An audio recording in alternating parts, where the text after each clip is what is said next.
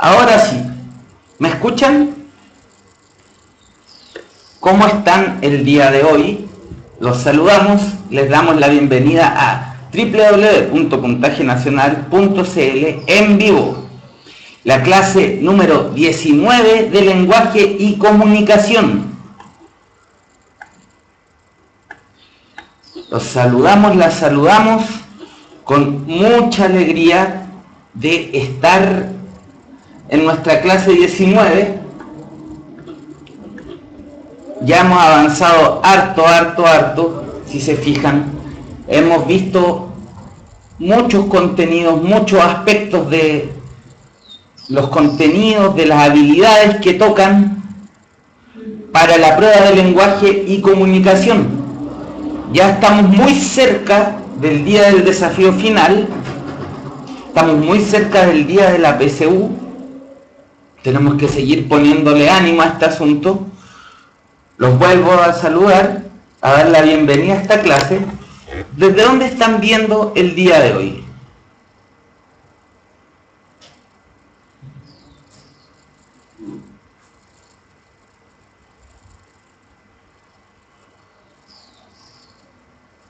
Desde Chillán. A ver, ¿qué otros lugares nos están visitando el día de hoy? Arica, Santiago, Renca, Puerto Montt, Puente Alto, Buin, Viña del Mar, Vitacura, Valparaíso, Pucón, Concepción, El Cerro en Peñalolén, Afganistán, Providencia, Quellón, Chiloé, Las Condes, Ñuñoa, Cauquenes. Muchos lugares a lo largo de todo Chile. Serbia, Yana está celebrando el triunfo desde Serbia.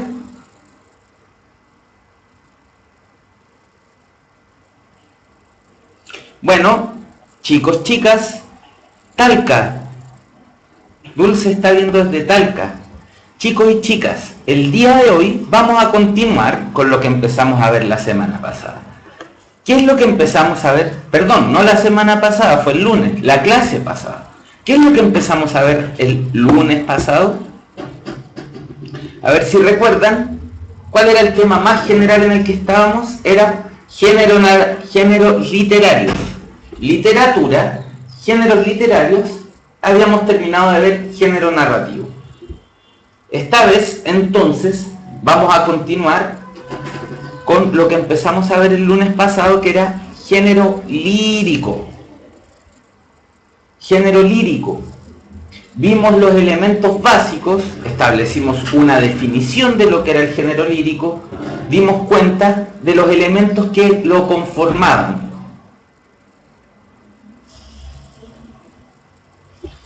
A ver, ¿qué es lo que se acuerdan de la clase pasada?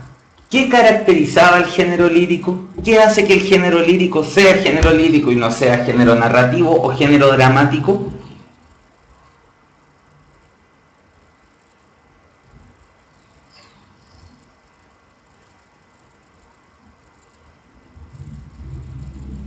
A ver, el embellecimiento de las palabras, pero un buen escritor de narrativa también embellece lo que está diciendo.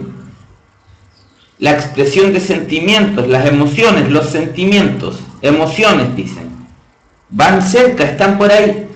¿Por qué el género lírico se vincula a la función expresiva del lenguaje? La respuesta a esta pregunta es la siguiente. La función emotiva del lenguaje se caracteriza por estar centrada en el emisor. Es la función en la cual la comunicación sirve para dar cuenta de algo que ocurre al nivel de quien emite el mensaje. Bueno, ¿y qué tiene que ver esto con el género lírico? Efectivamente, lo lírico es lo que tiene que ver con la expresión de la subjetividad del emisor. Puede o no puede estar en verso. Hay género lírico en prosa. Por lo tanto, que esté en verso no lo hace lírico. Lo que lo hace lírico es que se centra en la función emotiva del lenguaje, no en la función poética. Toda la literatura se relaciona con la función poética. Todo acto creativo y estético con el lenguaje tiene algo que ver con la función poética. Eso no nos dice nada en específico sobre el género lírico. Un cuento de Julio Cortázar es género narrativo, pero ahí también aporta la función poética. Un drama de Eugene Ionesco es género dramático, pero también hay función poética ahí. Eso pasa en la literatura en general. No es que la función poética sea propia del género lírico.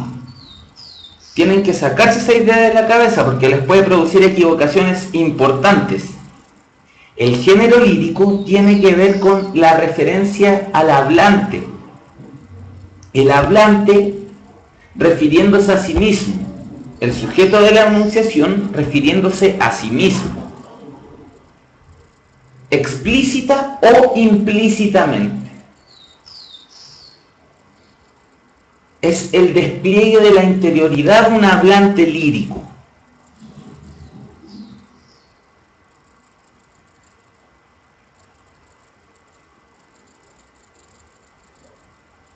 A ver. Entonces, teniendo en cuenta esto, sigamos recordando los elementos que empezamos a ver la clase anterior.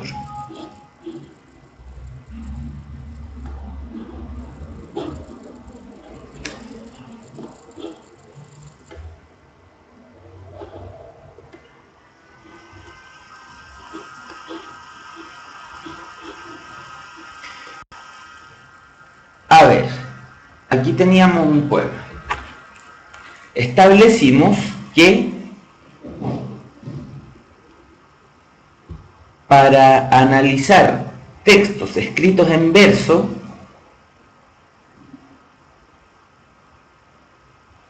teníamos que dominar ciertos conceptos.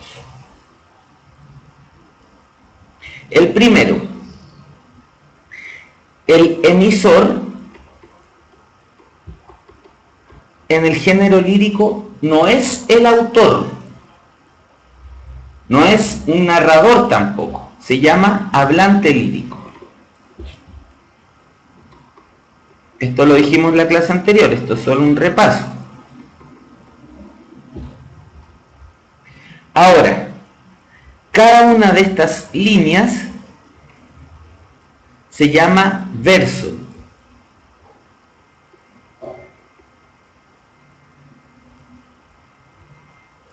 Cada conjunto de verso se llama estrofa. Y el conjunto de las estrofas se llama poema.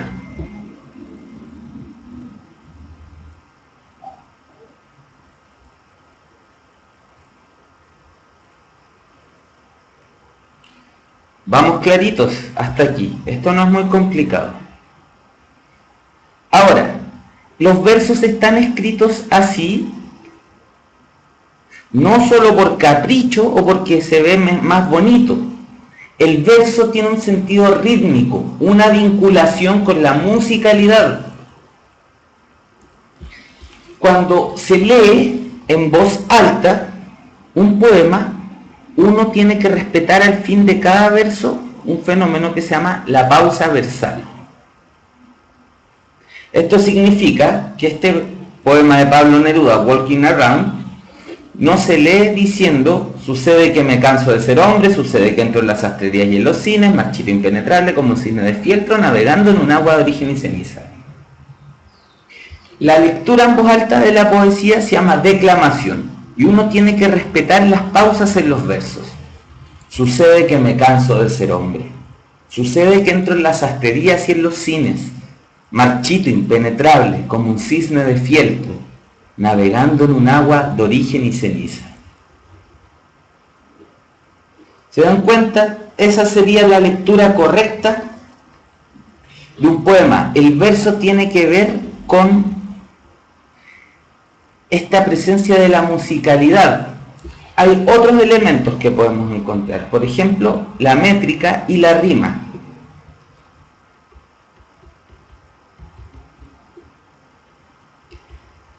La métrica es el número de sílabas que podemos encontrar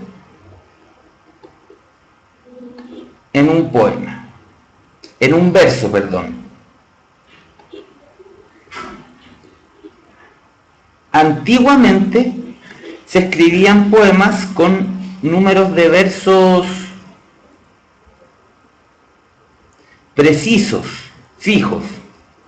Por ejemplo, en este soneto: ilustre y hermosísima María. Si nos damos cuenta, a ver, si observamos bien, nos damos cuenta que estos versos tienen 11 sílabas.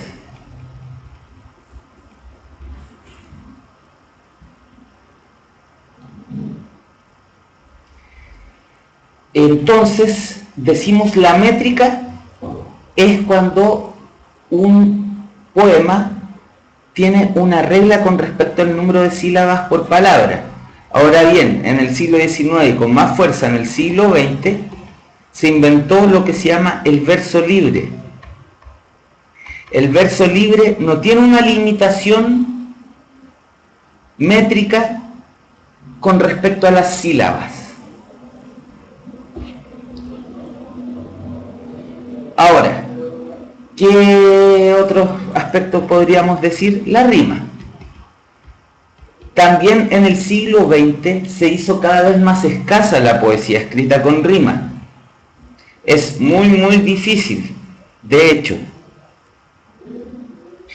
tenemos dos tipos de rima: consonante y asonante.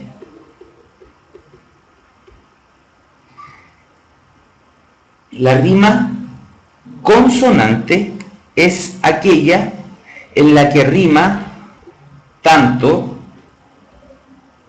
las vocales con su acento respectivo. Una rima tiene que tener el mismo acento, y las consonantes.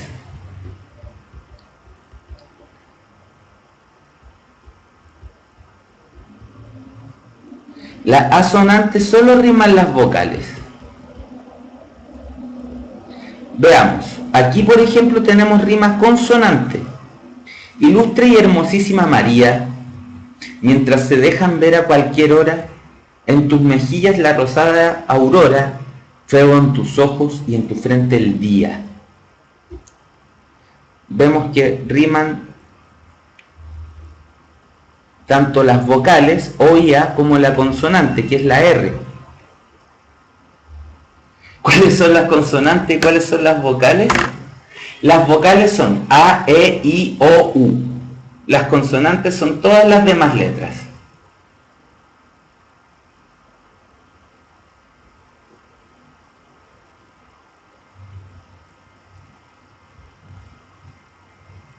Si se fijan, las consonantes son las letras con las que uno saca el aire, o sea, las vocales. Y las consonantes unen las vocales.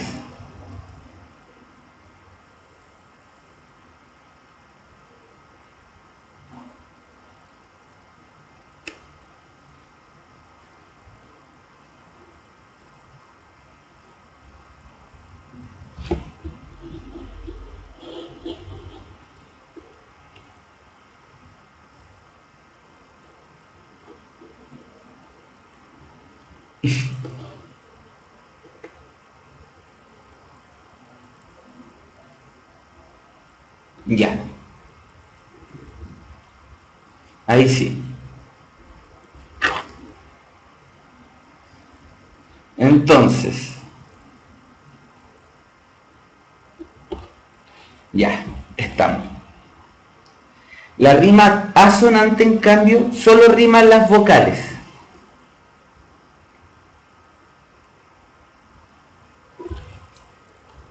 Aquí tenemos los elementos como básicos para poder hablar de un poema: la métrica y la rima. asonantes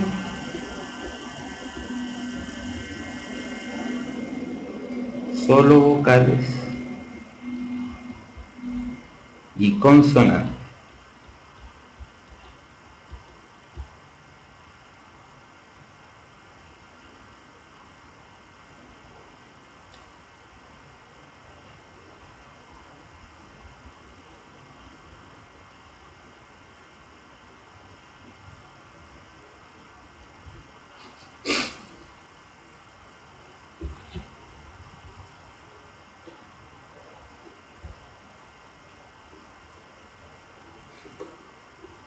Ya.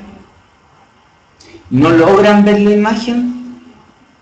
A ver, esperemos a que esto se estabilice un poco.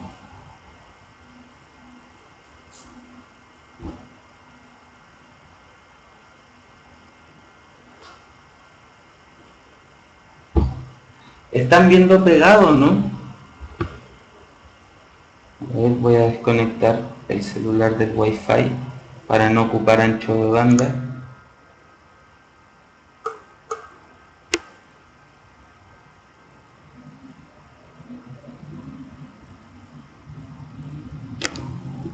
Ya.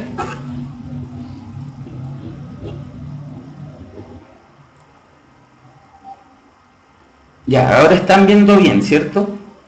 Ya, perfecto.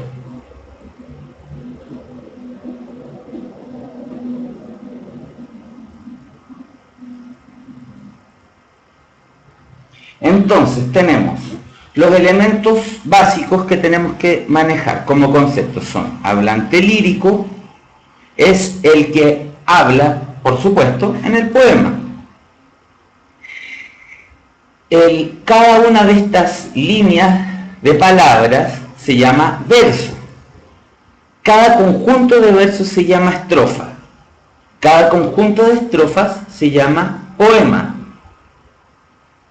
Además tenemos la métrica. La métrica, un poema con métrica es un poema con métrica fija, habría que decirlo, un poema cuya métrica es fija, es un poema que el número de sílabas permitido está restringido. Por ejemplo, como el poema que vimos delante, 11 sílabas. Todos los versos tienen 11 sílabas. Ahora, también teníamos otro elemento que es la rima, y las rimas pueden ser de dos formas, asonantes o consonantes. La rima asonante es aquella en la que riman las vocales con su acentuación. La rima consonante es aquella en la que riman tanto las vocales como las consonantes.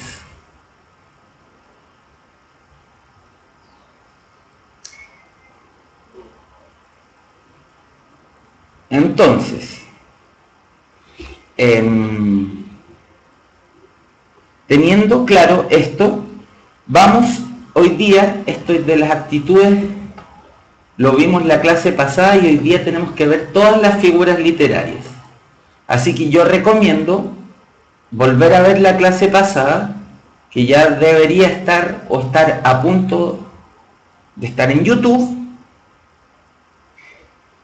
y volver a verlo porque ahora vamos a ver figuras literarias. Tenemos poco tiempo.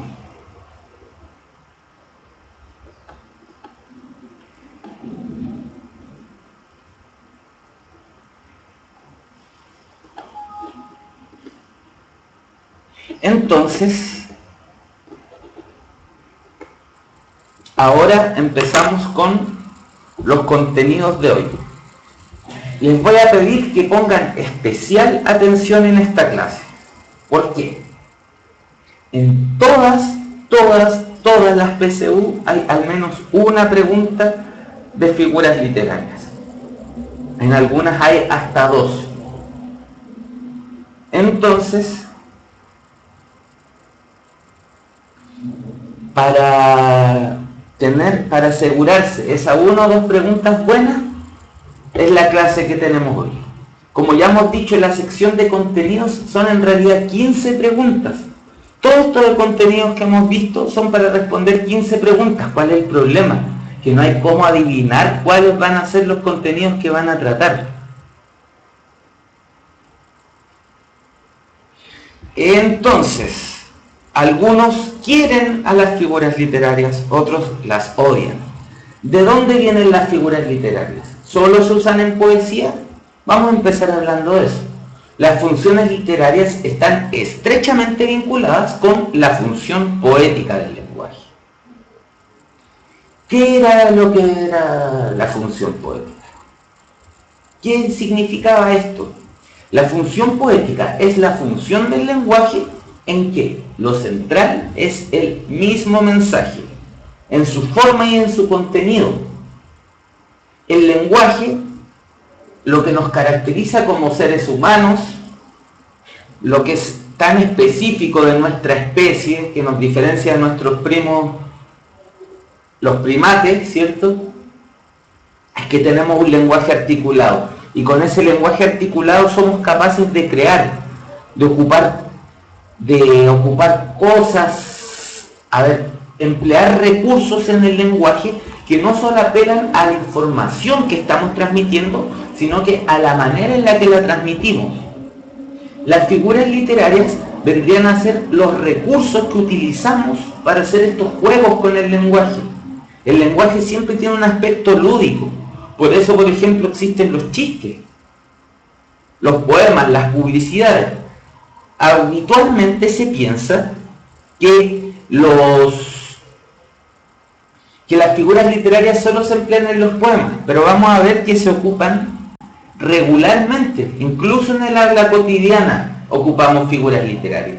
Esto le corresponde a un área de estudios que se llama la retórica. La retórica estudia las figuras literarias o los tropos. Eso no es tan importante para la PSU, pero es bueno que lo sepan como cultura general. Así que los amigos y amigas más mateos, después de la clase, van a buscar en Wikipedia retórica. Entonces,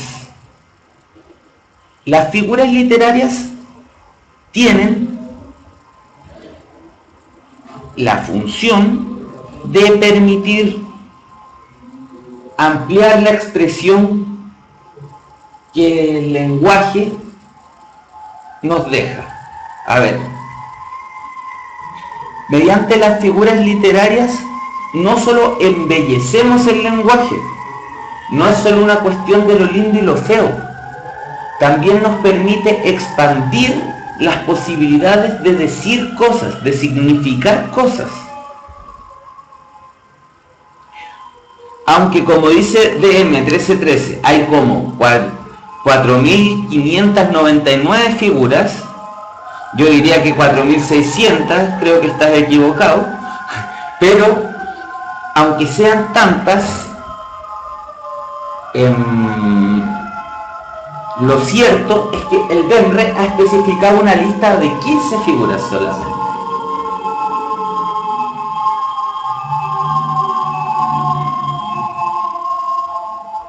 Solo 15 preguntas.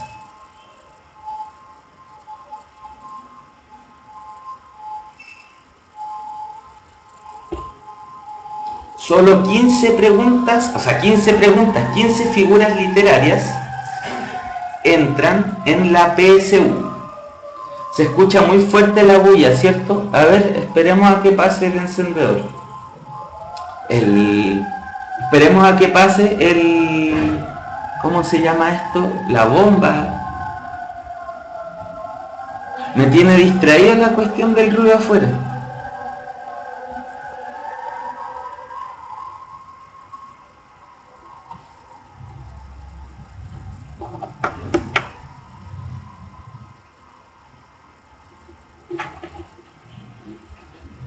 Ya, ahí pasó. Ahí pasó.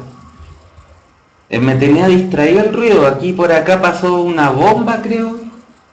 Muy fuerte. Y no me dejaba concentrarme en la clase. Ya.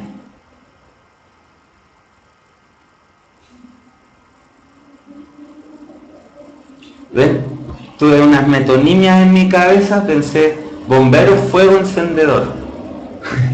Ya. Son 15 figuras literarias las que entran en la PSU según un documento que el DEMRE emanó hace algunos años.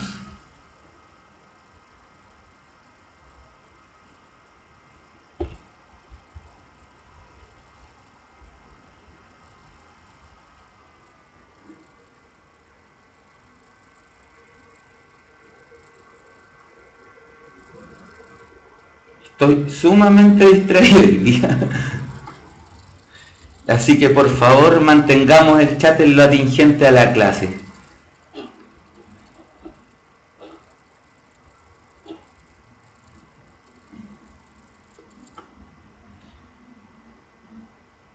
El calor me tiene con un poco de dolor de cabeza ya.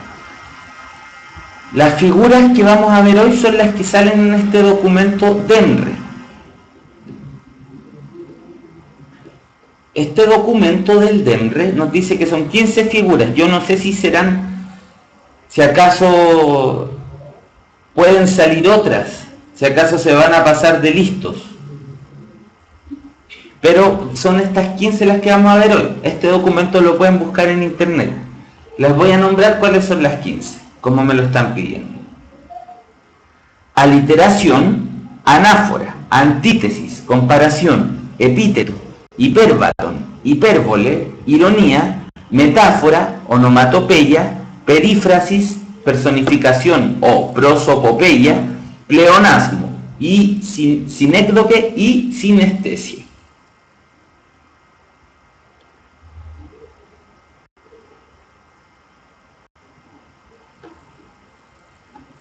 Entonces, nuestra misión de hoy es verlas todas. Yo no me voy a ir de acá hasta que ya las hayamos visto todas.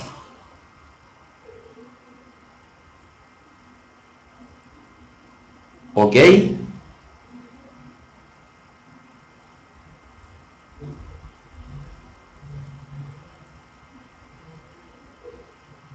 Ese documento del DEMRE lo pueden buscar en Google. Coloquen lista del DEMRE figuras literarias o lista figuras literarias DEMRE. Cuando uno entiende, no es necesario aprender de memoria. Vamos a tratar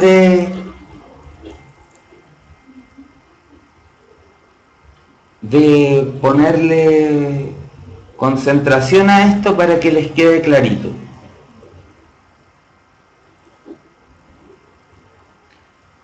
Le agradecemos a Vector G estar dando el link de esta lista de figuras literarias del DEMRE. Ahí salen con definiciones que son extraídas de manuales muy técnicos,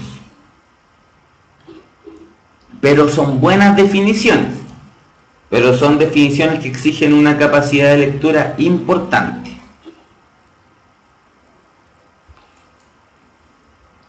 La primera que vamos a ver, porque las vamos a ver en orden alfabético, es la aliteración.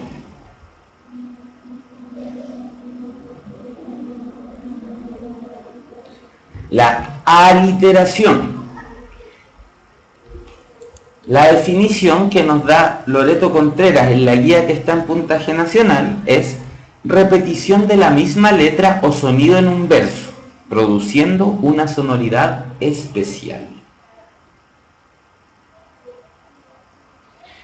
Ejemplo de esto sería los claros clarines con el ala aleve del leve.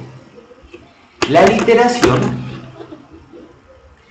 repite un sonido. Esto se hace con propósitos estéticos la mayoría de las veces. El rugido rocoso de los ríos, por ejemplo. El rugido rocoso de los ríos. Eso produce un ritmo, produce un énfasis que a los que nos gusta la poesía, de hecho, nos gusta mucho. Ustedes saben, a las personas que nos gusta leer poesía también nos gusta por su musicalidad. La literación es un recurso que da ritmo, da musicalidad y a veces incluso puede tener cierta función onomatopéyica. Por lo tanto, como dice Edo ASD, es una figura fónica. Porque, como se dice, su brillo, su gracia, está en el sonido, por eso es una figura fónica.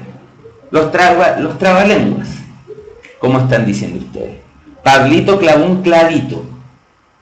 Bueno, ese trabalenguas me ha llegado toda la vida.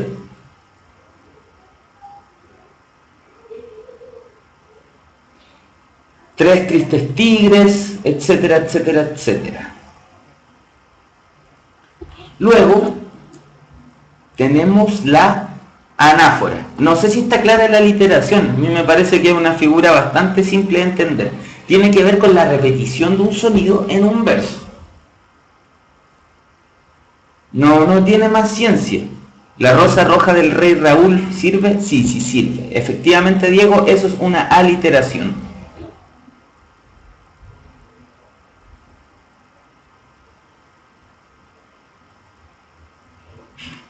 Pablo Pérez Pereira, pobre pintor portugués, pinta preciosos paisajes por poca plata para poder viajar por París. Perfecto. Ya, vamos adelante. Anáfora. Se repite una o más palabras al comienzo de cada verso. Puede ser una palabra o una frase. Soy la herida y el cuchillo. Soy la bofetada y la mejilla. Soy los miembros y la rueda, la víctima y el verdugo. De este tremendo libro de Baudelaire, Las flores del mal.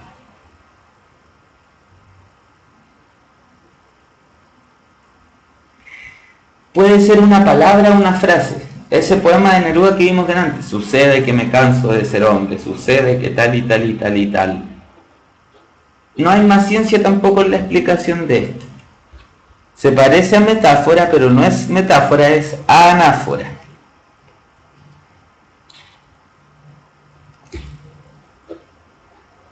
Veamos, estas dos figuras son de repetición, si se fijan. La literación es la repetición de un sonido. La anáfora es la repetición de una frase o de una palabra. Recuérdenlo, aliteración, repetición de un sonido. Anáfora es la repetición de una frase o de una palabra al comienzo del verso.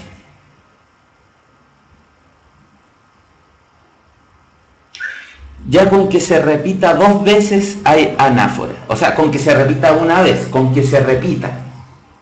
Eso, ahí estaría bien dicho. Ya con que se repita hay anáfora.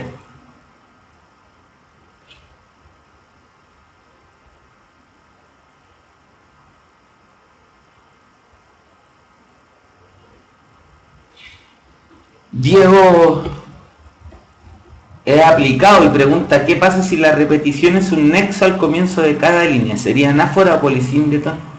Me imagino que te refieres a que si yo dijera y los altos cielos y los hondos mares y las multitudes de personas, son las dos cosas, amigo mío.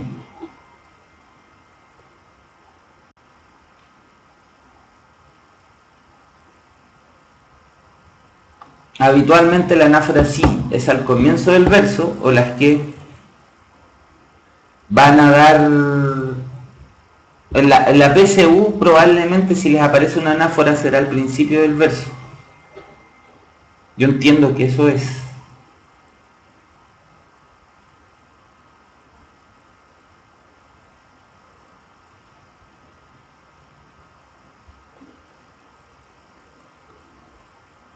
Seguimos con la antítesis.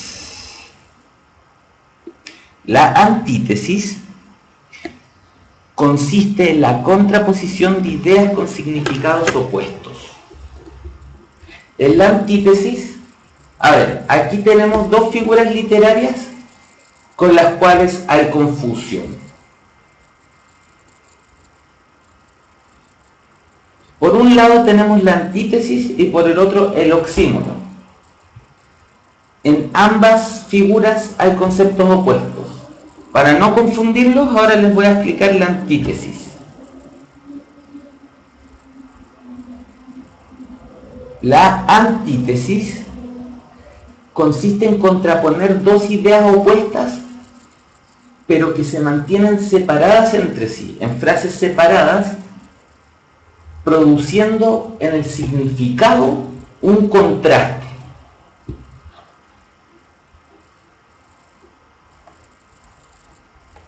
Por ejemplo,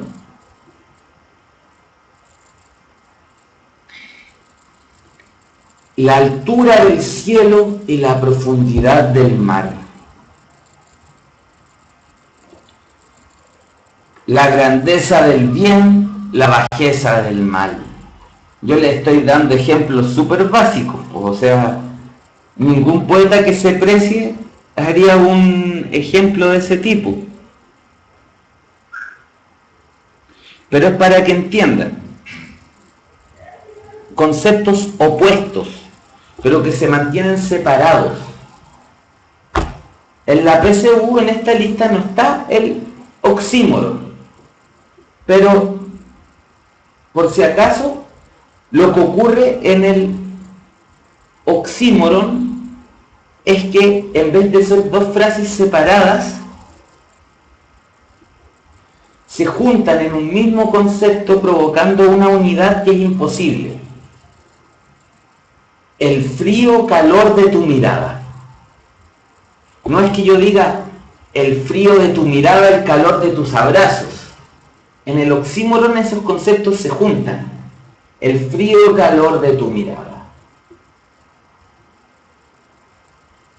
La suave aspereza de tus besos.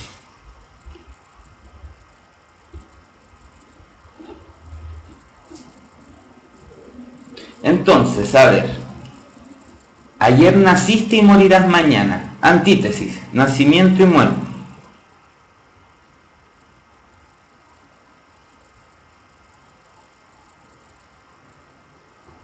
Yo velo cuando tú duermes, yo lloro cuando tú cantas. Mm.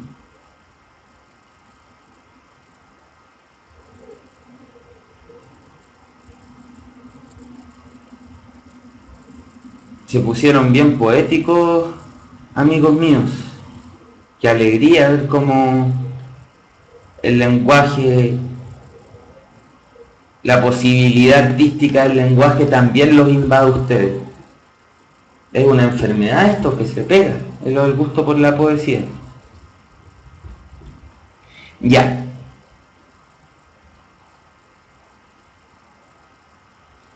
Bueno, ahí hay un oxímoron, el ensordecedor silencio.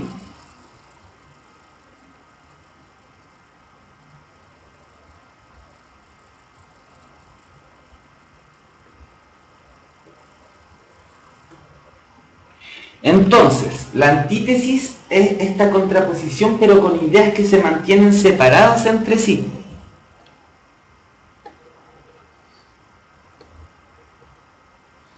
Por ejemplo, como les decía, la altura del cielo y la hondura del mar. El oxímoron se juntan en una unidad imposible. Luego, seguimos. Comparación. Más arriba, profe, ya. Ahí sí.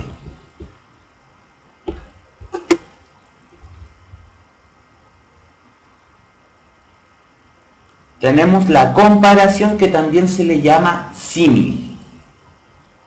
La comparación, a ver, Cristóbal, no ocupes el chat para preguntas de lo que no están saliendo aquí, tampoco repitas tanto porque produce desconcentración, amigo mío.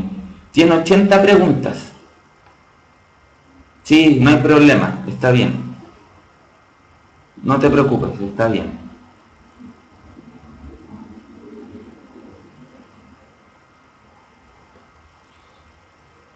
La comparación, establecemos una relación de semejanza o de analogía entre dos realidades o dos objetos.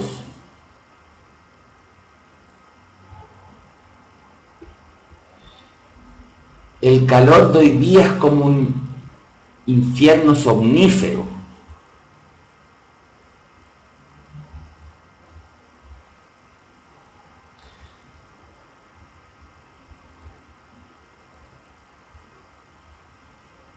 Hoy ando disperso como un niño de octavo básico a las 4 de la tarde en un colegio con jornada completa.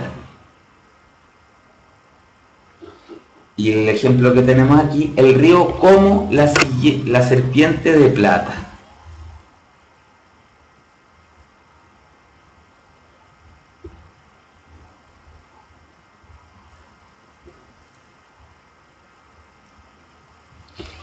En vez de cómo, también puede ser a veces cuál. A veces se ocupa esa expresión, que es más arcaica, pero podría llegar a parecerles.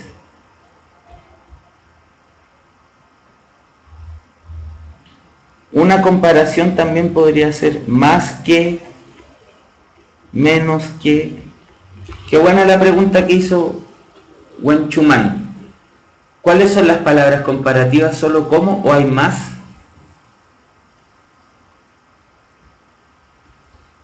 El río serpiente de plata. Sin el cómo, esto se vuelve una metáfora. Sin un verbo o una expresión que haga comparación, esto es metáfora, el tiro. Pero esta expresión la vuelve comparación. ¿Cuál, cómo, más que, menos que, tanto, como que, igual que? Igual que, ¿verdad, Ángel Joaquín? Buena acotación. Pablo de Roca usa mucho ese tipo de comparación.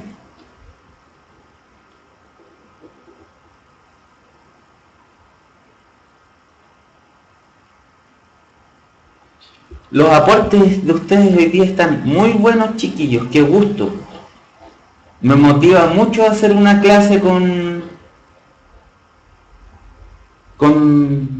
aportes tan comprometidos. De verdad que sí, qué rico. Ahora, continuamos entonces, la comparación queda clara. El epíteto.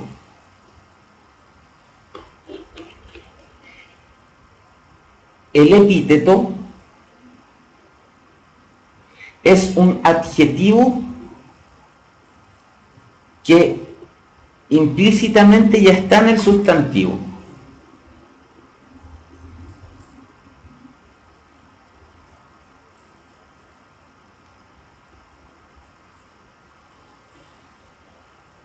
El epíteto es un adjetivo que ya está en el sustantivo implícitamente.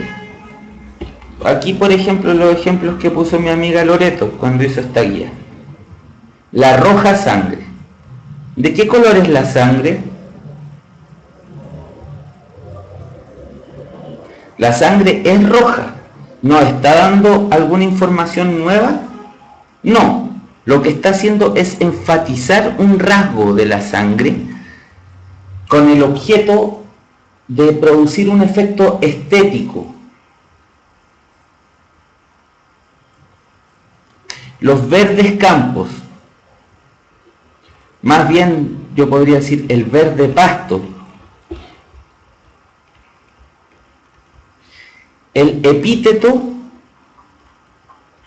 es un adjetivo que ya era parte del sustantivo. No nos proporciona información nueva. El fresco viento, el mar azul. Buena, a ver. Efectivamente sirve para resaltar la palabra, el brillante sol, la oscura noche. Sí, Cristóbal, súper bien. Claro, obviamente que el pasto seco es amarillo, que el río Mapocho no es azul, sino que es café. Dulces labios, claro, yo lo pondría más en metáfora que en epíteto. Sí, sigue siendo epíteto Consuelo. Consuelo dice, profe, si yo digo campos verdes en vez de verde campo, ¿sigue siendo epíteto? Sí, sí sigue siendo epíteto.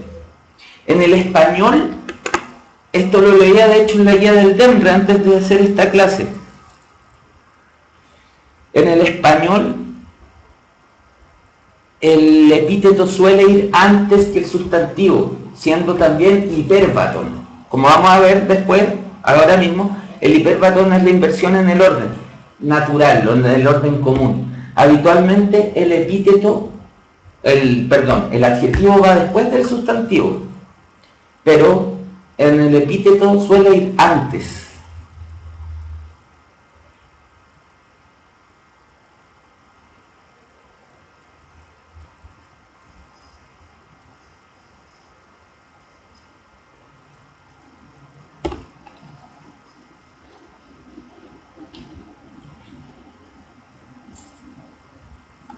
Pasamos al hiperbatón. La gente suele confundir hiperbatón con hipérbole.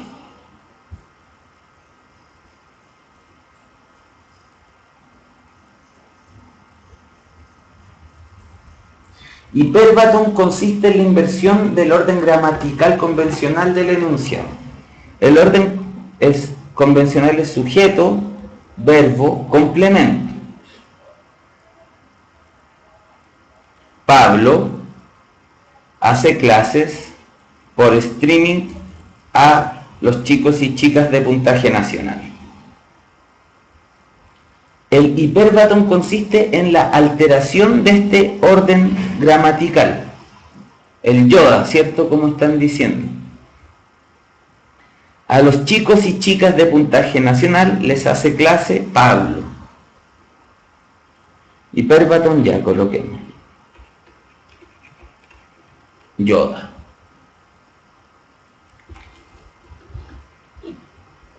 Estoy buscando la paleta de colores porque, a ver, ahí está mejor, ¿no? Ya. Repito, el orden convencional es sujeto, verbo, complemento del verbo. El hiperbatón es la alteración de este orden. Para no llorar, lluvia, tu mensaje. Aquí se introdujo el vocativo, que es lo que viene después de la coma. Después se introdujo al medio como frase intercalada. Este ejemplo igual está más rebuscado, yo encuentro.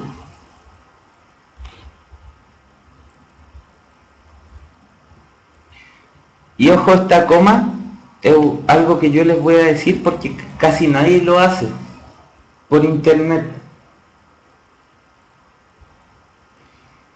El vocativo, que es cuando uno se refiere a alguien. Por ejemplo, si ustedes me saludaran por Facebook y me dijeran, hola Pablo, habitualmente lo escribirían así. O sea, cuando uno pone el nombre o se refiere a la persona, tiene que poner una coma. Esto no tiene nada que ver con la clase, me acordé, para que lo tengan en cuenta. Nadie lo hace.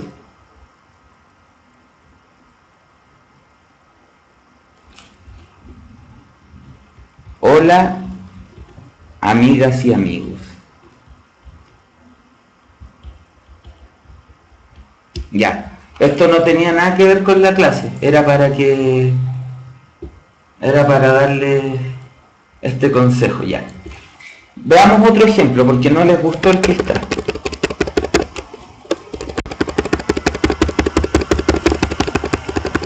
Estoy haciendo un ataque de control Z para borrar todas estas tonteras que acabo de decir. Ya.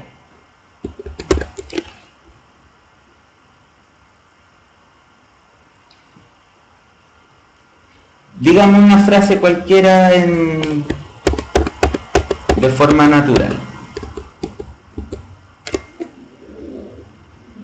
A ver.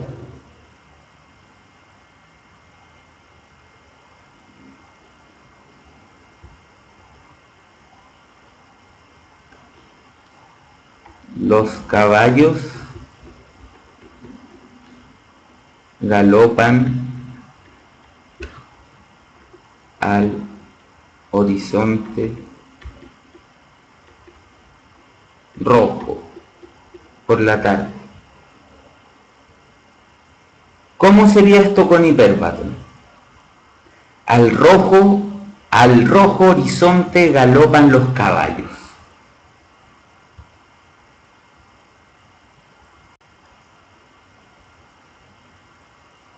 Otro color, ¿cierto? Sí.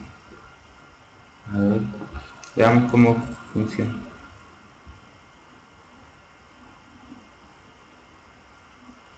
Los caballos galopan al horizonte rojo. Ojo, que el hiperbatón, el profe rompió el teclado el profe. El teclado rompió el profe. Fíjense que uno puede hacer varios desórdenes posibles, no hay una sola forma.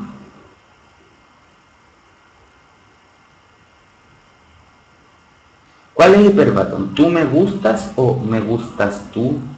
Me gustas tú. Ese es hiperbatón.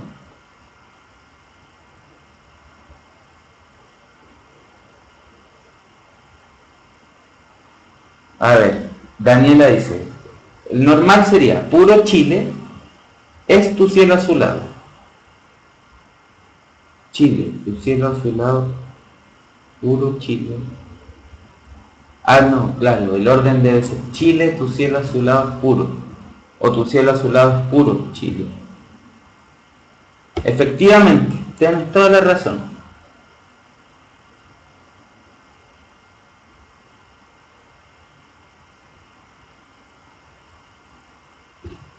Oír o leer sin reflexionar inútil es. Qué buen consejo de ese yoga hiperbatónico. Ahora nos vamos a la hipérbole. La hipérbole corresponde a la exageración de una idea o cosa, como me bebería un río. Es decir, se trata de una idea más allá de los límites de la verosimilitud y, en este sentido, su propósito es enfatizar e intensificar el mensaje que se transmite a través de un uso desproporcionado de las palabras en relación con la realidad. Ejemplo, por tu amor me duele el aire, el corazón y el sombrero. Federico García Lorca.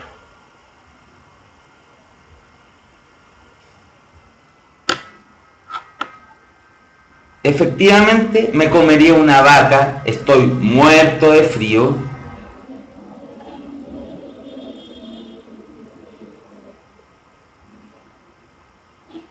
Ah, sí, verdad, hay que subir un poco. Ahí sí, ¿cierto? Ahí sí, disculpen chiquillos y chiquillas.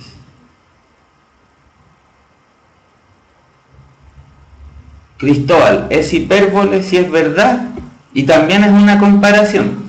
O sea, es hipérbole si no es verdad. Me muero de calor, claro, o me muero de frío, uno no se está muriendo. Soy el hombre más triste del mundo. Hoy día tuve el mejor día de mi vida. Los chilenos somos súper buenos para la hipérbole, ¿se han fijado?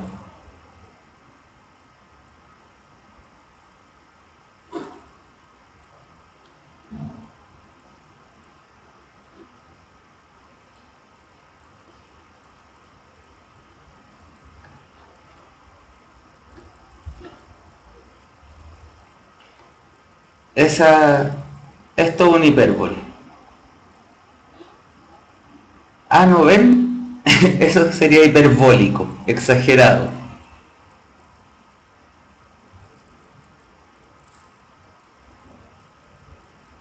Si es verdad la hipérbole, no es una exageración, pues entonces no es un hipérbole.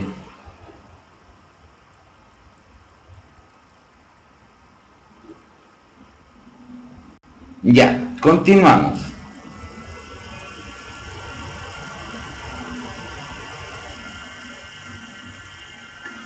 Ahí tuve un empequeñecimiento hiperbólico. Ya, eso es normal.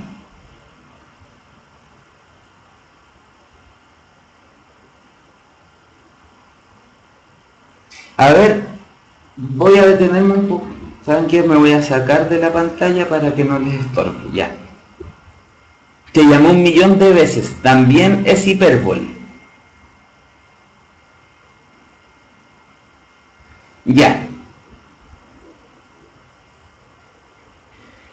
Acuérdense, hipérbaton es la alteración, hipérbole es la exageración. Yo cuando chico me confundía esas dos cosas.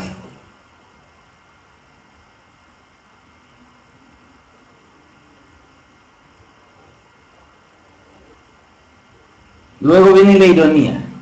La ironía es decir lo contrario de lo que se está diciendo.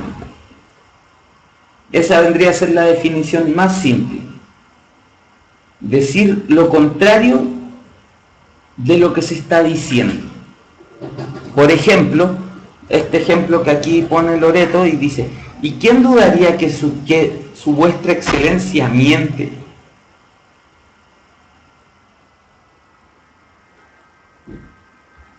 Ahora bien, la ironía uno solamente la puede reconocer mediante el contexto. Si yo digo limpio como el río Mapocho, además de una comparación, es una ironía. Pero eso solo porque en este contexto comunicativo sabemos que el río Mapocho está cochino. Si en otro contexto limpiamos el río Mapocho y llega a ser cristalino, y yo digo limpio como el río Mapocho, no sería una ironía, sería una comparación solamente. Y para reconocer una ironía tenemos que manejar el contexto. Por eso muchas veces uno no es capaz de entender la ironía. O el sarcasmo es una ironía más maliciosa.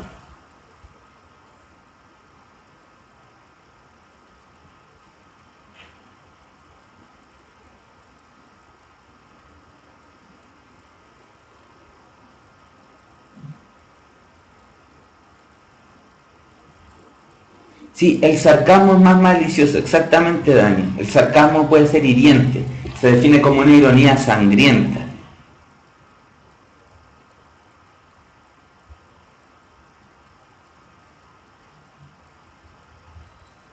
Marita, ¿no vino el vino? Yo no creo que es una ironía.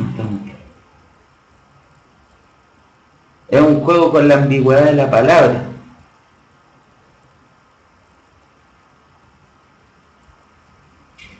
Monoe pregunta, ¿la ironía necesariamente tiene que ser pregunta? No, amigo mío, no necesariamente. La ironía es decir lo contrario de lo que se está diciendo. Oh, estoy súper concentrado hoy día.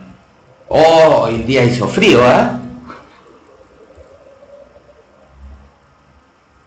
Claro, si digo hoy día hizo frío en un contexto como en junio, tal vez no sea irónico, pero un día como hoy, al menos en Santiago,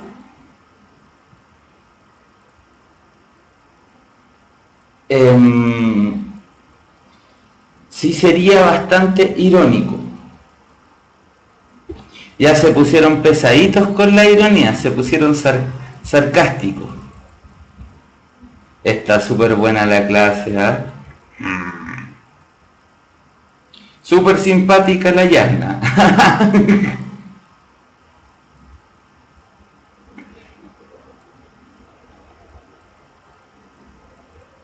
Ya. Adelante. Ya debieron haber entendido lo que era la ironía, así que vamos a uno que está más complicado. Ya, son las 7:30. Voy a proponer que hagamos un break de 3 minutos, que quiero tomar agua, y volvemos.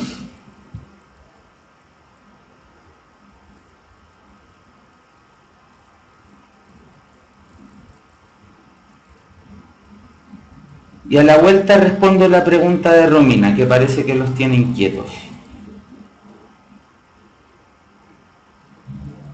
Ya, 5 minutos de recreo. A las 19:35 volvemos.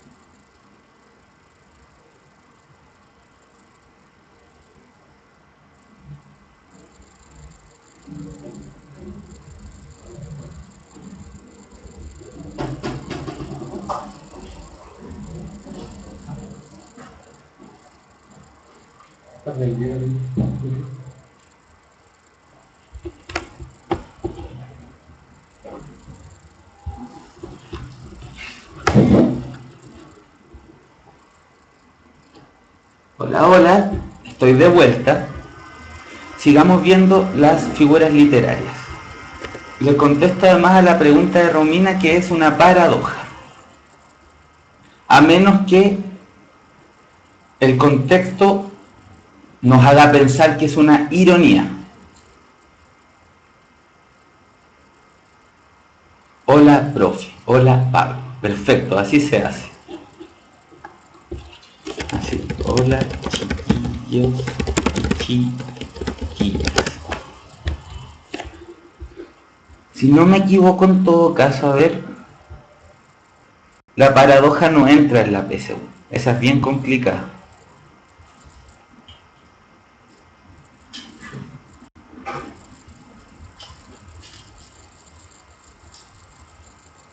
Si quieren paz, prepárense para la guerra. Efectivamente, la paradoja, aunque no entra, son dos conceptos que hacen una frase que podría sonar contradictoria.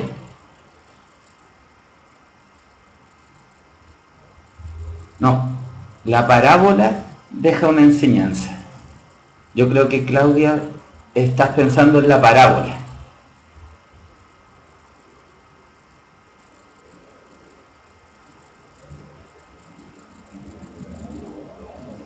Muy bien que tengas eso en cuenta en todo caso. Cuando yo aprendí lo que era una paradoja, cuando iba en cuarto básico, eh, iba en micro con mi padre al lado y vi que en una muralla decía no rayar la muralla, no rayar la pared. Y estaba eso rayado en la pared. Y mi papá me dijo, eso es una paradoja. Espera lo inesperado. Eso también es una paradoja.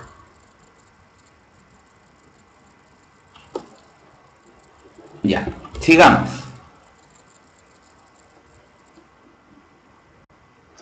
Metáfora.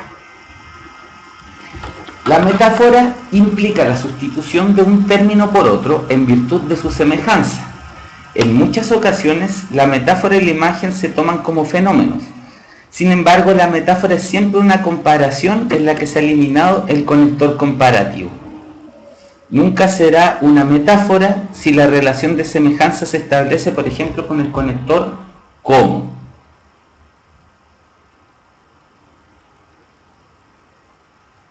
Entonces,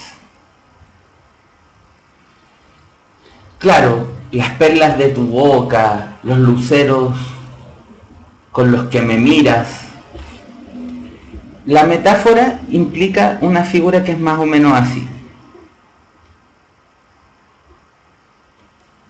Aquí tenemos el concepto 1 y aquí tenemos el concepto 2. El concepto 1 es la realidad que estamos nombrando. El concepto 2 es la forma en la que la nombramos. Entonces, por ejemplo, yo quiero hablar de los ojos de mi amada y le llamo los luceros con los que me mira. Ojos, luceros.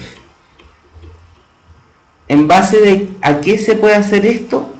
En base a la comparación, semejanza que tendrían porque brillan. Tanto los ojos de mi amada como los luceros en la noche.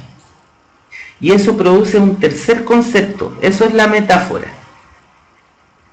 Una especie de concepto 3 en el que confluye la realidad que estoy nombrando con el concepto que ocupo para nombrarlo.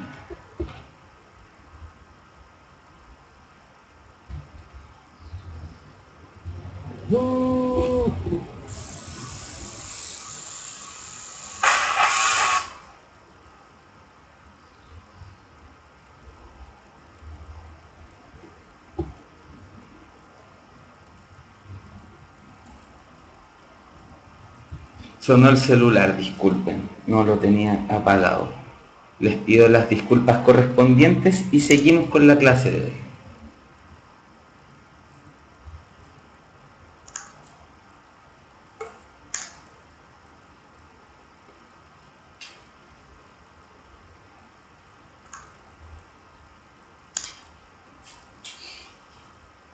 Pucha. Ya. Sale una cara con estos ejemplos, claro. Ya. Continuamos. La onomatopeya. La onomatopeya, aquí tenemos una definición bastante larga, que es la que nos ofrece esta guía del DEMRE.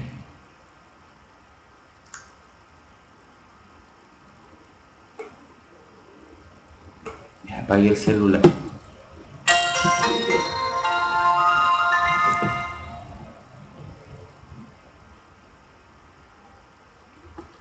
Ya, la onomatopeya es la reproducción en sonido, la reproducción lingüística de un sonido de la naturaleza.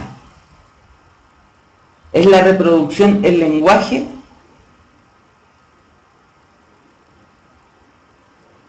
de un sonido natural. Es una figura fónica, como dice Diva D52. Por ejemplo, cuando decimos wow, como dice Diego. O como cuando el teléfono suena ring, ring.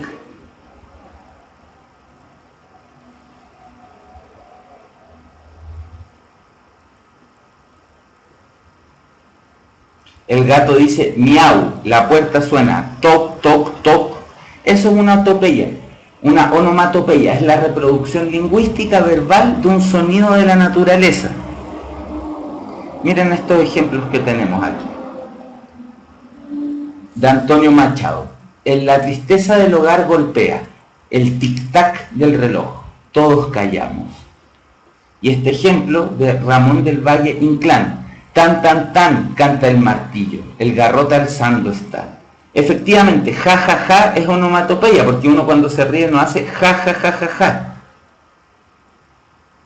Como en los cómics, efectivamente, cuando suena pou, cuando hacen un golpe, o el plop de Condorito, como dice Romina. Cuando Condorito se cae al final de los chistes y suena plop. Francisco, tienes razón, es como en los cómics. Es muy simple la onomatopeya. Lo más difícil sería la palabra.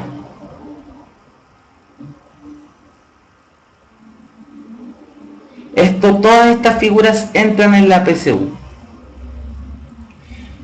Pasamos, la perífrasis. La perífrasis, digamos esta definición que es un poco larga y después se la explico en castellano. Tal vez les suena chino, pero es la definición técnica. Es una figura que consiste en indicar una persona o una cosa indirectamente, mediante un rodeo de palabras. A la perífrasis se le llama también circunlocución, aunque algunos autores quieren distinguir entre los dos términos. Morrier piensa que la circunlocución se evitaría un punto delicado, eludiendo alguna dificultad. La perífrasis se usaría para evitar una expresión vulgar o como adorno estilístico. La distinción no parece demasiado posible. Se podría, por el contrario, considerar como una variante perifrástica particularmente eficaz el discurso ambiguo, dudoso, alusivo, con largos rodeos con el que se deja entender al interlocutor un hecho, un juicio. A ver, la perífrasis es no nombrar lo que queremos nombrar. Chávez, planteame esa pregunta al final, para no desviarnos de lo que estamos viendo. Perífrasis es dar un rodeo para decir algo. Puede ser porque no queremos decirlo,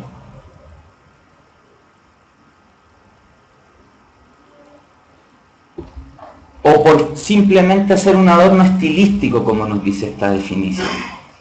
Efectivamente puede confundirse con una metáfora. Es el contexto el que nos permite entender que es algo que no se quiere decir. Miremos los ejemplos que se nos brindan aquí. Era del año la estación florida, para decir la primavera. Efectivamente, Nico Fernando, muy bien. Llegamos a la capital de Chile, para no decir Santiago.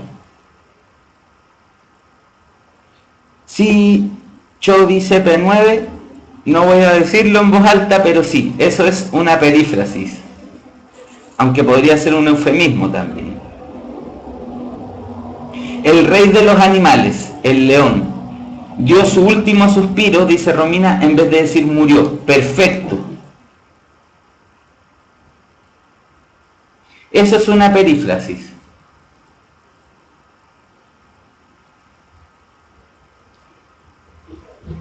Cuando a Voldemort en Harry Potter le decían el innombrable, para no decir su nombre.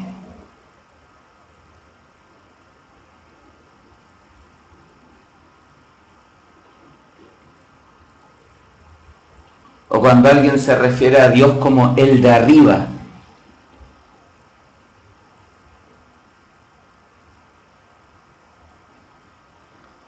Ahí tenemos varios ejemplos de perífrasis. Bastante simple, ¿no?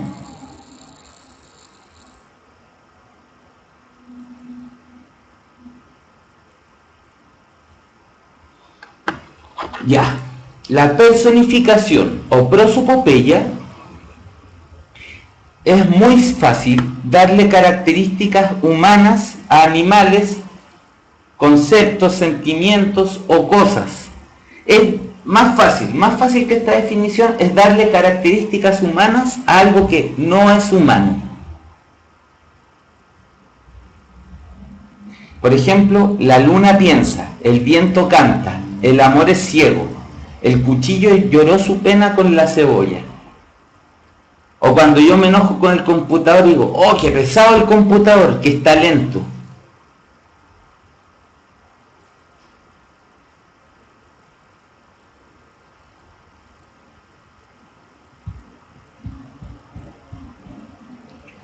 Es muy simple esta.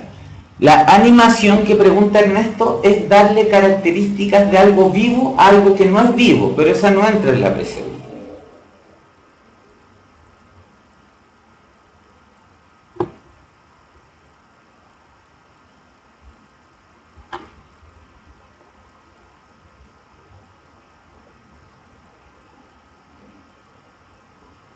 Sigamos. Antes de pasar a la sinécdoque, donde vamos a ver la metonimia también, que es muy complicada. Entonces, antes de eso vamos a ver el pleonasmo. El pleonasmo, amigos y amigas, es una redundancia. Dar una información innecesaria sobre algo, porque estamos redundando. Por ejemplo, decir salir para afuera, o subir para arriba, entrar para adentro, bajar para abajo. O Jack Power, excelente. Yo lo veo con mis propios ojos. Besarte con los labios, exacto, perfecto, lo tienen muy claro. Comer comida, y te beso con mis propios labios. Te mataré hasta que mueras.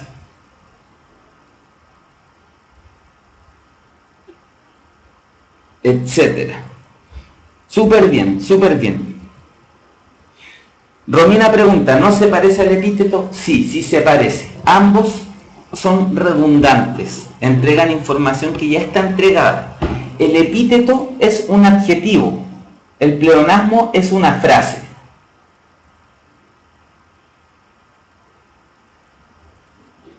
Muy buena pregunta, Romina.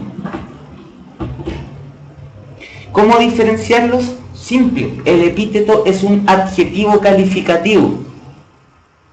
El pleonasmo es una frase, subir para arriba.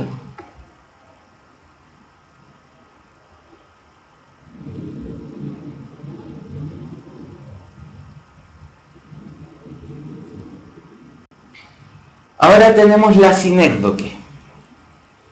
Actualmente se piensa que la sinécdoque es una forma de metonimia. Aquí me voy a tomar un poco de tiempo y les voy a pedir mucha atención.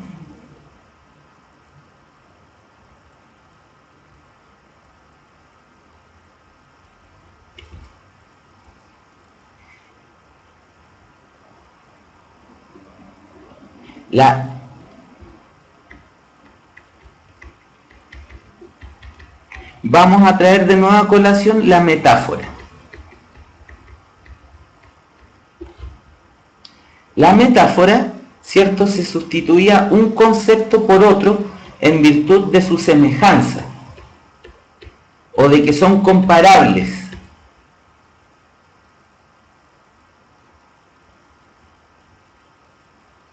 Ahora, la metonimia es la sustitución de un concepto por otro, pero no es una relación de semejanza, sino que es una relación de contigüidad. ¿Qué palabra más rara, contigüidad? ¿Qué querrá decir esto?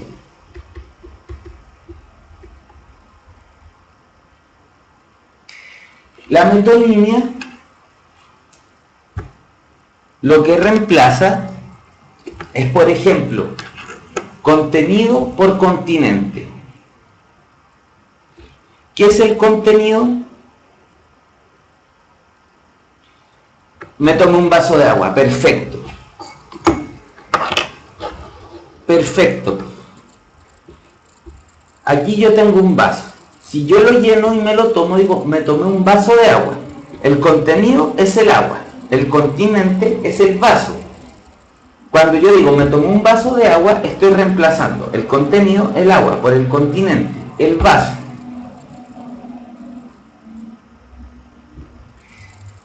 La metonimia son todas esas sustituciones por contigüidad. La metáfora relaciona dos conceptos que no están unidos el uno con el otro. La metonimia relaciona conceptos que están, digamos, relacionados así por decir, naturalmente. Ahora, tenemos aquí la sinécdoque. La sinécdoque, digamos lo primero, es un tipo de metonimia. Y es la metonimia en que relaciona el todo con la parte y la parte con el todo.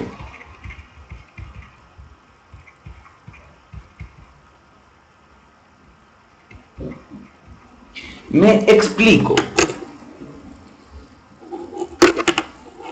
Si yo digo, yo estaba arreglando lavaplatos en mi casa y el Nico me dio una mano.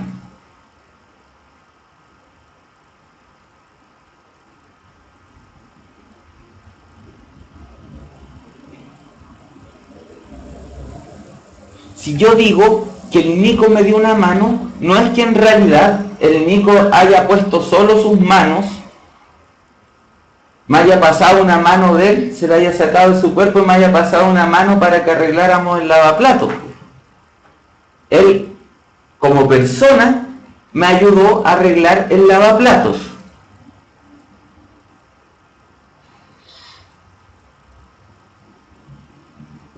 Si yo estoy mirando el mar y digo, se ven velas en el horizonte, estoy nombrando solo una parte del barco, que son las velas, para referirme al barco completo.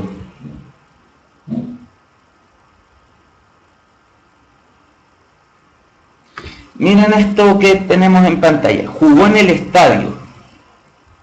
Pero en realidad los jugadores juegan en la cancha del estadio, pues no se suben a las graderías, ni se dan pases donde está la señora vendiendo el pan con palta. No, pues juegan solo en la cancha del estadio. Pero uno dice, juegan en el estadio.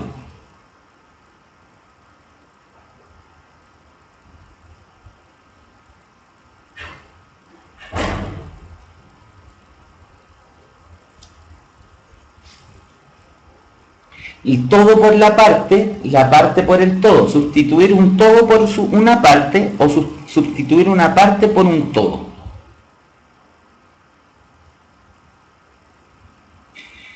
La sinécdoque entonces no podemos diferenciarla de la metonimia porque es un tipo de metonimia, que es el todo por la parte o la parte por el todo.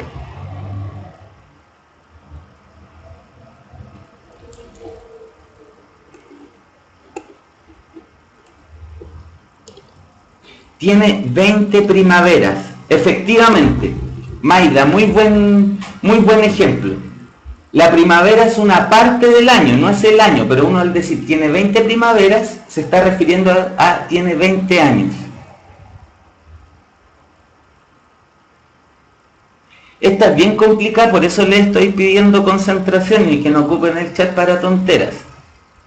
Cuando es todo por la parte por el todo, es sinécdoque. Cuando son otras relaciones de contigüidad, es metonimia en general. Trabajar para ganarse el pan, perfecto.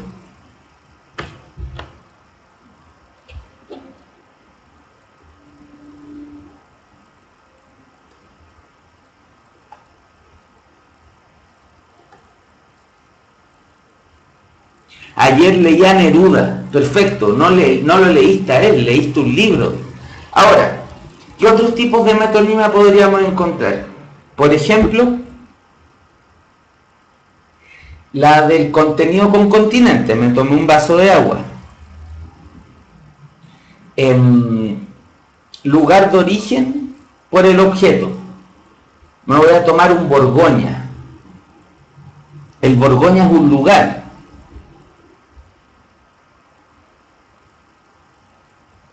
La ciudad lo recibió cálidamente. Autor por obra. Muy bien. Ya, creo que les quedó claro. Vamos a pasar entonces a la sinestesia. A ver, la próxima clase la voy a empezar haciendo un repaso de metáfora y sinécdoque, porque es la más difícil. Daniela Belén pregunta, ¿qué pasa si en una pregunta se usan las dos alternativas? ¿Cómo la reconocemos? Fácil, la sinécdoque siempre es todo por la parte por el todo. Si es otro tipo de relación de contigüidad, coloquen metonimia. Si es un todo por la parte por el todo, es sinécdoque. Y es difícil que salgan las dos, nadie es tan maldito como para hacer esa pregunta.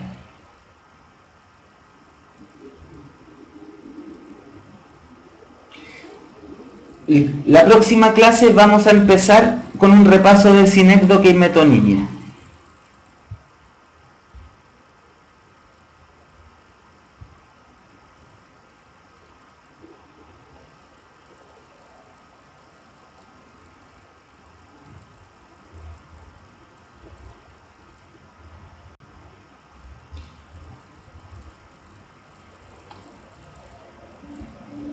Ahora, la última, y después vamos a hacer unos ejercicios. Tal cual, yo creo que de aquí en adelante todas las clases las vamos a extender un poco. Me parece que ustedes se van a beneficiar de eso. Ya, la sinestesia, veamos, figura en la que se produce un cambio de la forma de percepción sensorial convencional o cotidiana de un elemento. En otras palabras, se describe algo cambiando el sentido con el que habitualmente es percibido. Un olor se escucha, un color se saborea, un sabor se mira, etc. El sonido azul de la trompeta, paisaje sedoso y suave.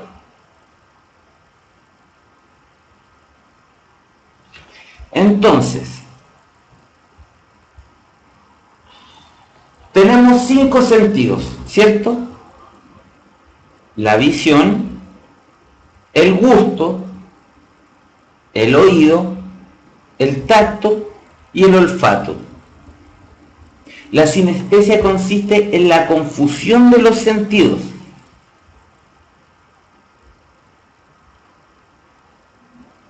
Por ejemplo, esta canción me parece áspera.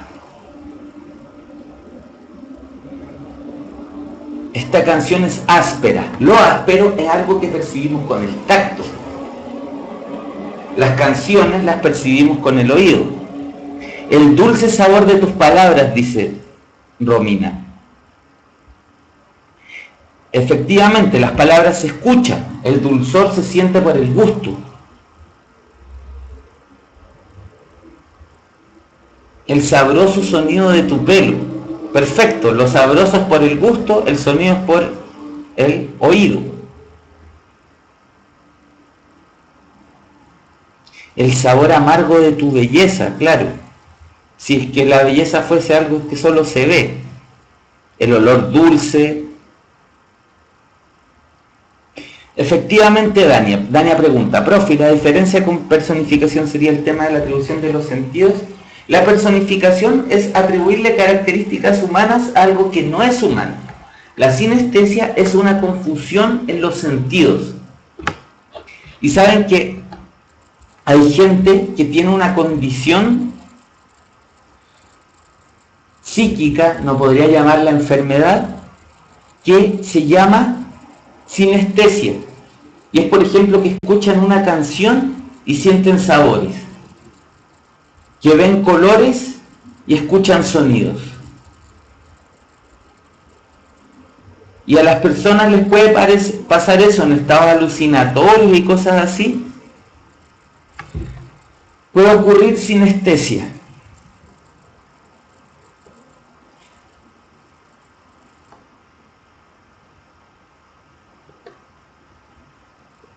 Ya. Entonces, vimos, las voy a nombrar nomás, y vamos a hacer ejercicios PSU, DEMR. Aliteración, anáfora, antítesis, comparación, epíteto, hipérbaton, hipérbole, ironía, metáfora, onomatopeya, perífrasis, personificación, pleonasmo, sinécdoque, y ahí aprovechamos de ver metonimia, y sinestesia.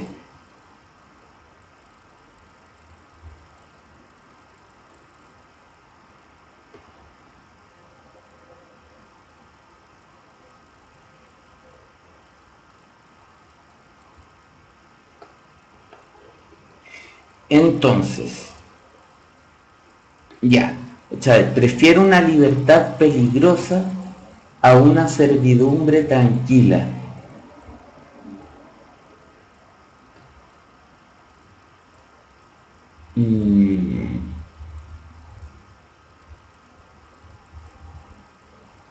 Prefiero...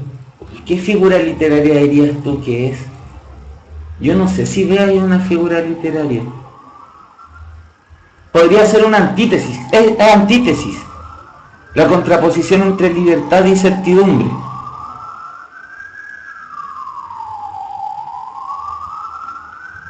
Sí, es una antítesis, tienes razón. Sí, es una figura literaria esta vez. Prefiero una libertad peligrosa a una servidumbre tranquila. Es una doble antítesis. Libertad se opone a servidumbre, peligrosa se opone a tranquila. Ahora, la otra pregunta. El sonido azul de la trompeta. ¿Por qué sería una personificación, Diego? Es una sinestesia. Porque no se le está atribuyendo. Tener un sonido azul no es algo que le dé características humanas a la trompeta.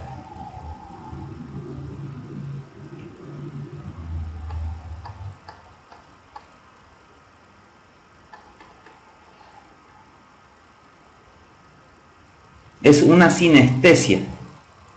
No es una personificación. Mirada tierna, pregunta Mono, ¿o es solo un adjetivo calificativo? Porque no todas las miradas son tiernas.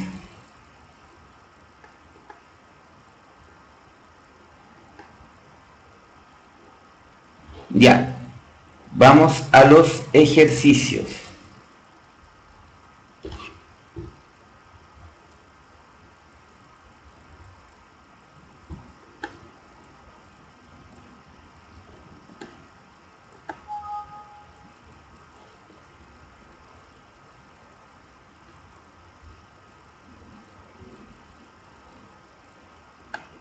Amigos míos, yo no juego juegos online, soy Soy muy anticuado, juego en PlayStation nomás. Bueno, ahí a veces juego online, pero no sé si eso importa en algo para lo que tenemos que ver ahora.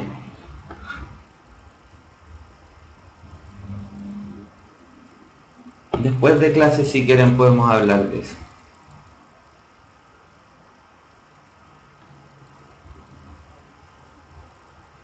Ya, atención, concentración. Voy a quitarle la voz a todos los que hablen de otras cosas.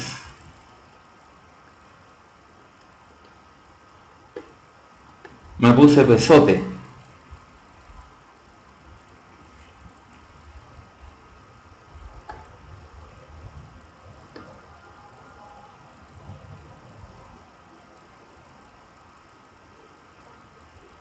Qué malote. Ya.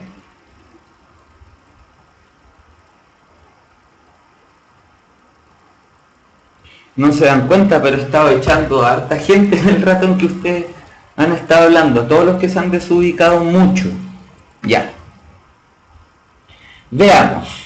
Concéntrense, por favor.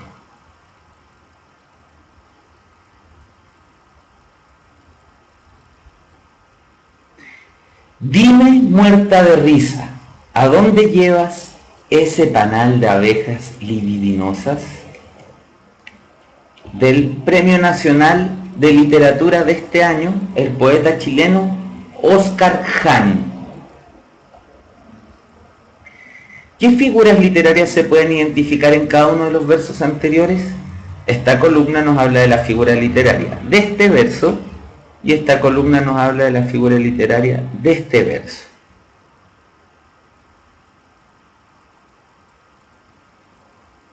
A ver, ¿cuál es la clave aquí?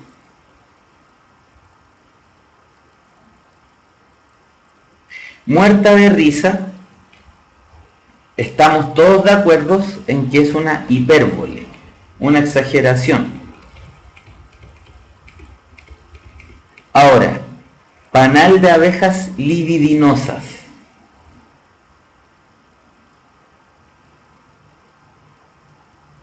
La clave está en esta palabra. Ser libidinoso, y ser libidinoso es tener un deseo sexual exacerbado. Libidinosas es tener un deseo sexual exacerbado.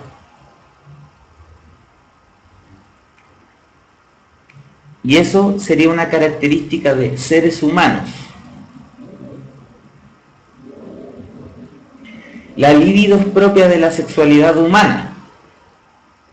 Entonces, si se le atribuye una característica humana, es una personificación. Entonces, tenemos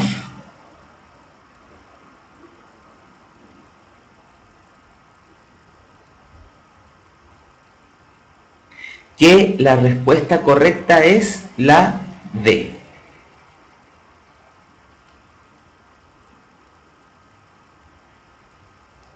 Podríamos habernos confundido con metáforas, pero al saber que la libido es algo que es propio de los humanos,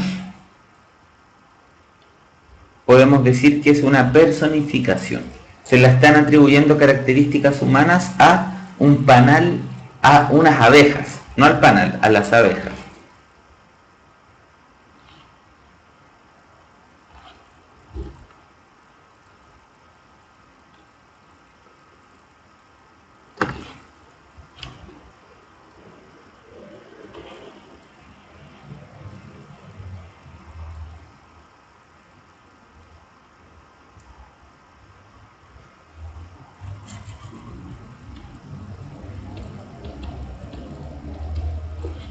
Ya, ahí está.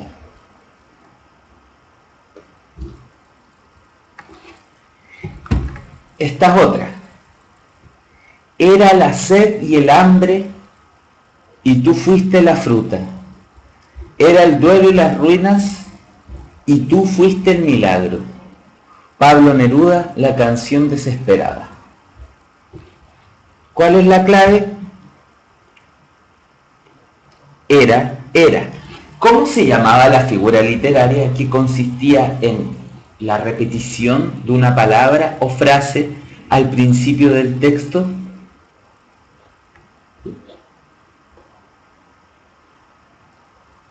Se llamaba anáfora. La aliteración es la repetición de un sonido.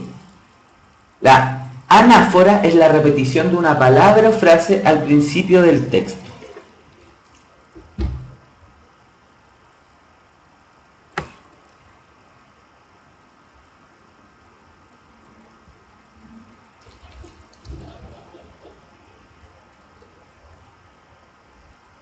Ahí está. Entonces la respuesta correcta es E, anáfora.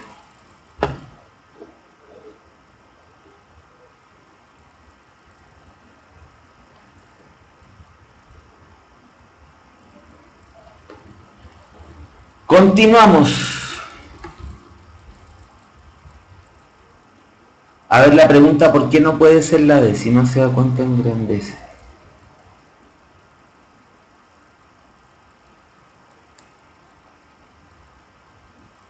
Ya, ¿por qué no puede ser la D? Pregunta cuál es la que predomina. Y claramente queda a todas luces que aquí se repite eso.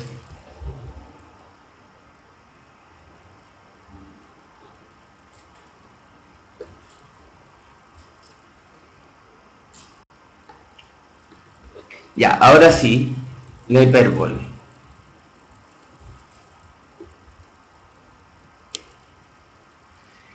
¿En cuál de las siguientes opciones predomina el uso de la hipérbole?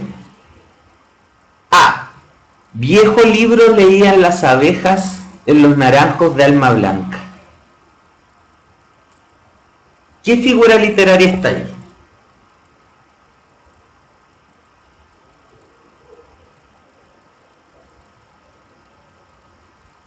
Hay un hipérbaton, ¿cierto? Las abejas leían viejo libro en los naranjos de alma blanca. Está desordenado. Esto es hipérbaton. Es para los que se confunden los dos conceptos. Es un distractor para que piensen que ese está bueno. Pero nosotros, como somos avispados, sabemos que la hipérbole es la exageración.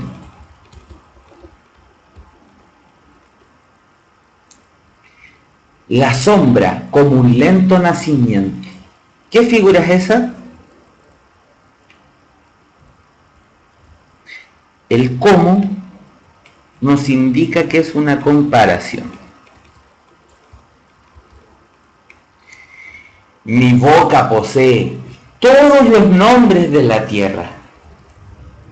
¿Qué tenemos ahí? Exacto, tenemos una hipérbole. Sabemos que esta.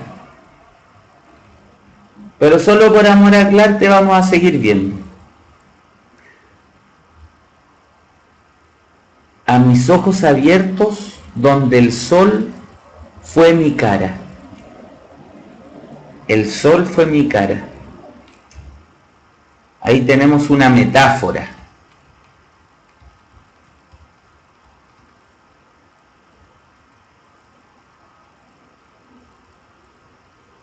Mi cuerpo es solo una manera de pensar. Esta estaría muy difícil de definir. ¿Por qué metáfora? Cara y sol. Se sustituyen ambos elementos.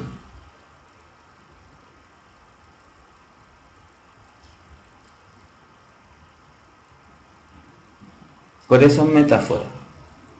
Sinécdoque. Mi cuerpo es solo una manera de pensar.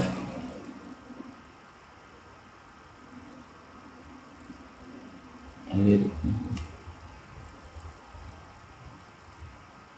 También, efectivamente, como dicen, a ver, Romina, también hay personificación aquí. Tienes razón, hay hipérbaton y personificación. Y los naranjos de alma blanca también.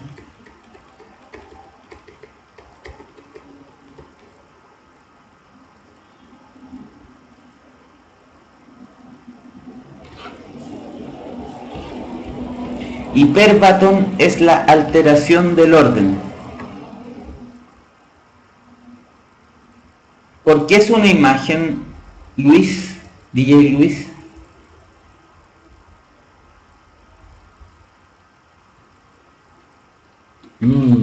Es que la imagen, Luis, siempre tiene carácter plástico. La imagen es la descripción con palabras de algo que se puede ver, como dice el nombre. El es puede aparecer en una metáfora, en una imagen, etc. La imagen siempre tiene un carácter visual. No lo olvides. Yo diría que es una metonimia al cuerpo del yo, pero no sé, una sinécdoque podría ser. Pero esa está muy difícil.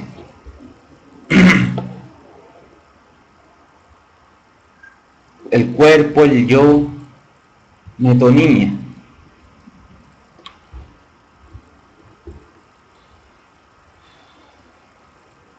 Ahora, bien.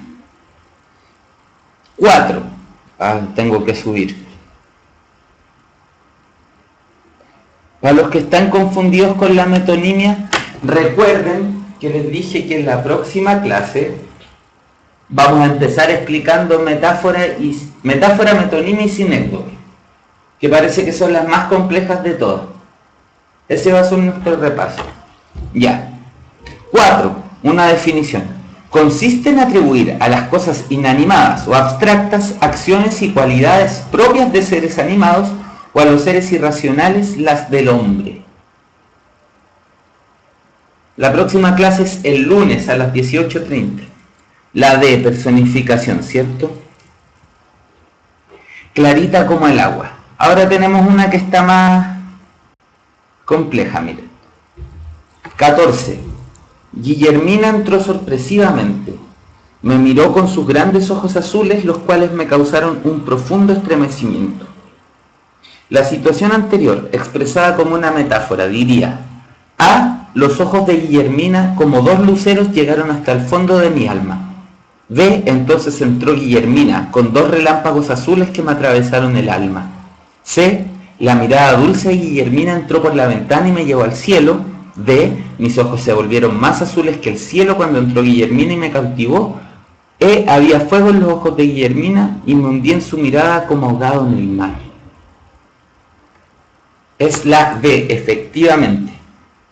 Tenemos aquí sus grandes ojos azules y aquí los grandes ojos azules se vuelven dos relámpagos azules. Acá hay una comparación.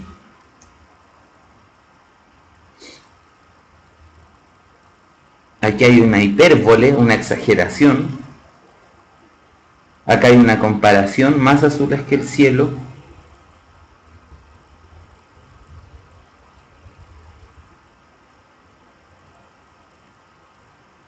Y aquí hay hipérbole, se está exagerando.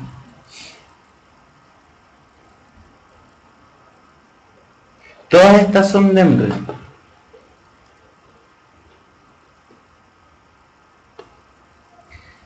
Soy una chispa de fuego que del bosque en los abrojos abro mis pétalos rojos en el nocturno sosiego. El copihue rojo. Partamos de ahí. El título aquí nos indica...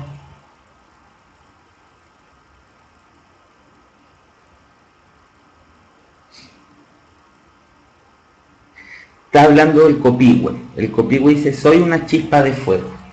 ¿Qué es? Efectivamente, es una metáfora. El copihue se nombra como chispa de fuego. Finalmente, en el verso, un verde prado de fresca sombra lleno, la expresión verde prado corresponde a un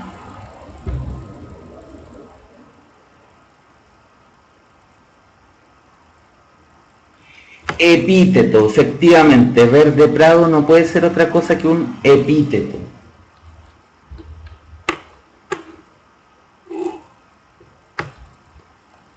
A ver la C de la 10. No, no es una sinestesia porque no se está apelando a los sentidos.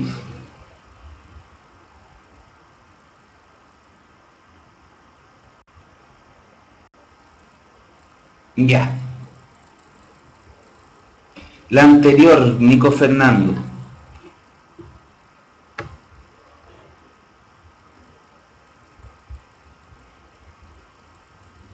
Acuérdense que el epíteto es un adjetivo calificativo. ¿Dónde está el adjetivo acá? Ninguna de estas dos palabras es un adjetivo, por eso no es epíteto. Es una metáfora. Está hablando el copihue, pero en vez de decir copihue, que es una flor roja, se dice chispa de fuego por la similitud de la forma y el color.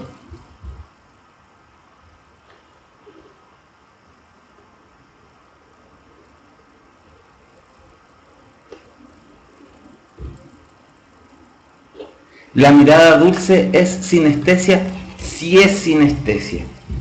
Súper bien. Súper buena tu observación.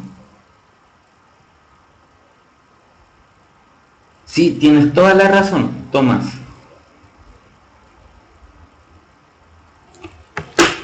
Ya, chicos y chicas,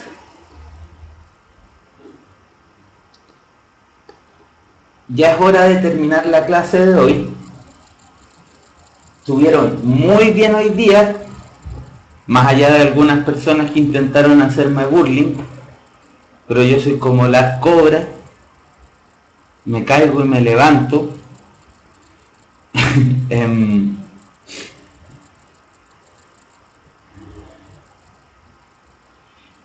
Estuvieron muy bien hoy, estoy muy contento, yo estaba medio disperso, pero ustedes me ayudaron a centrarme.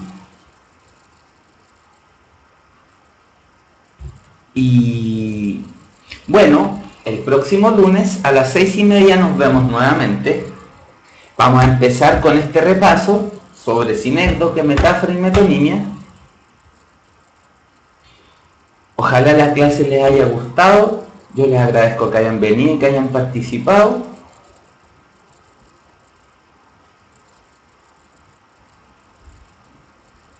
Muchas gracias por las cosas bonitas que me están diciendo.